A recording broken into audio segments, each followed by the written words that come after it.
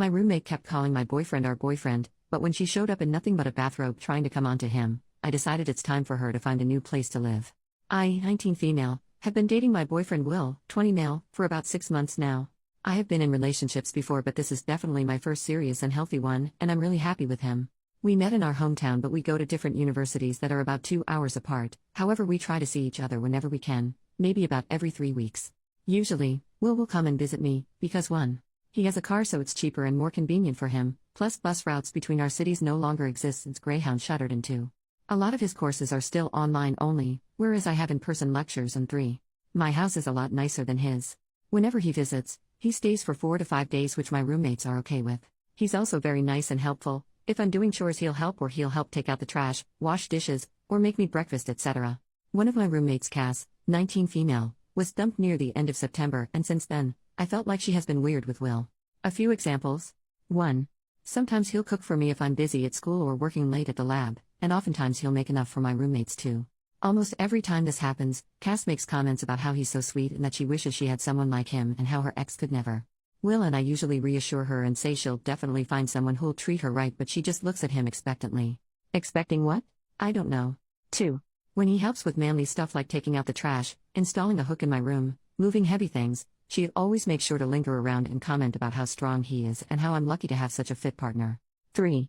Whenever he visits, we literally can't avoid her. If we go out, Cass will ask to come with. My roommates and I use an app that tracks our location for safety reasons, and when I go out with Will and don't tell her, she'll usually text me asking me where I'm going, what my plans are, if I want to hang out, etc. We try to stay in my room, but if Will goes into the kitchen or something, Cass will always happen to wander in. We even have to lock my bedroom door when we sleep to make sure she doesn't come in. 4. I'm not much of a drinker, but after our midterms, Cass wanted to have a little thing with just the roommates. It was fun. We drank a little and watched movies. I'm pretty lightweight, so I got sloshed pretty fast, and at some point I was calling Will, and when Cass found out I was calling him, she was like, "Is that Will?" and kept ripping the phone from my hands very aggressively. She's a lot stronger than I am, and really loudly started talking about her intimate life and asking him about his, saying shit like, "Make sure you hit it deep."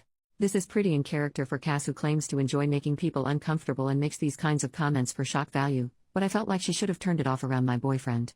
She was only tipsy at this point, not really drunk. Overall, anytime he's nice to her, she'll say things like, "Haha, it's almost like you're my boyfriend," and whenever she refers to him around me, she'll call him our boyfriend as a joke, but I still feel weird about it. Will finds this all very uncomfortable and tries his best to avoid Cass as best he can or shut her down when she makes those comments. I'm not sure if I should bring it up with her, because on one hand, I'm very uncomfortable, but on the other hand, I feel like she'll just deny everything or say it's all for jokes and maybe get hostile with me. Any advice appreciated. Update. Hey there, a couple people were asking for an update, so here it is. I also found out this post blew up on TikTok, which is pretty funny because Cass has a crippling TikTok addiction. I read pretty much all the comments, discuss stuff with Will, and we decided that I'd try bringing it up with my other roommates, and if the behavior persisted while he was here, we'd try our best to shut the behavior down jokingly or by using social pressure. To give an idea of the timeline, I made my original post under a week before he was supposed to visit. So the following things happened. Before his visit, I was alone with one of my roommates, Jen, and I started to bring up Cass's behavior around Will. I didn't even get a sentence in before Jen stopped me and said, "I know. She's been weird." Apparently, Jen and our fourth roommate Eva have discussed this before, but they weren't sure if I even noticed because I didn't seem to react. Jen is definitely the closest to Cass. We all went to high school together, but I was only really friends with Eva at that time. She said she brought it up privately with Cass after Will's last visit, and Cass just did that thing where she talks and incoherently defends herself. Eva and Jen agreed to step in if crap got out of hand with her. Cass was very excited for Will's visit, and would say stuff like, "Oh, I can't wait to see him," or "just a few more days." I have a test from 7 to 9 p.m. on his second day here, and apparently she talked to Jen about picking out a movie for the two of them to watch while I wrote my biochem test. She settled on Sinister 2 for anyone wondering. Jen said that she was out of line, but again, Cass just incoherently defends herself.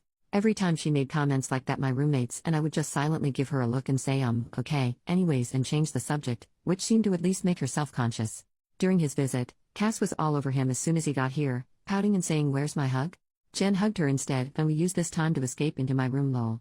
Day 2 rolls around, and as soon as I'm out of the house, she tries to get Will to watch the movie with her, saying she really wants to watch it but doesn't think she can do it alone. Will politely declines and continues playing video games in my room, and she leaves. Throughout the rest of the visit, I'm firm with her, telling her she can't come on our dates, saying she's being weird when she makes comments about how hot he is or how he's our boyfriend.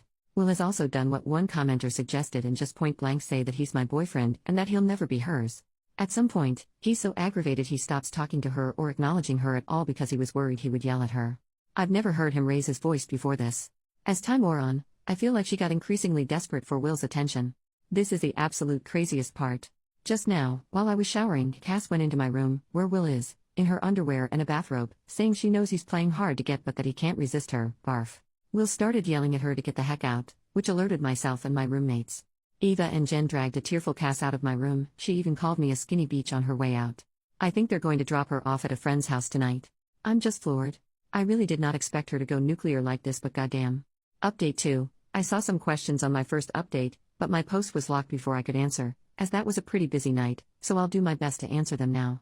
Why did I need to lock the door when I slept? Basically, Cass would just come in and bother us, usually when she suspected we were making love. Even if we were just chilling or sleeping, Cass would come in and just talk at us. Sometimes she'd switch it up and just be crying.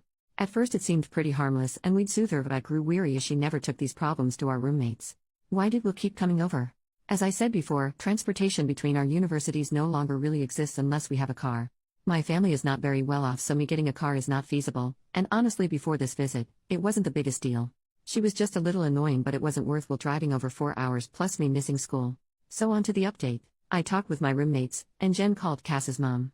As pissed as I am, I'm obviously very concerned for Cass, as even though she wasn't the most pleasant person before, none of us could have expected her absolutely unhinged behavior.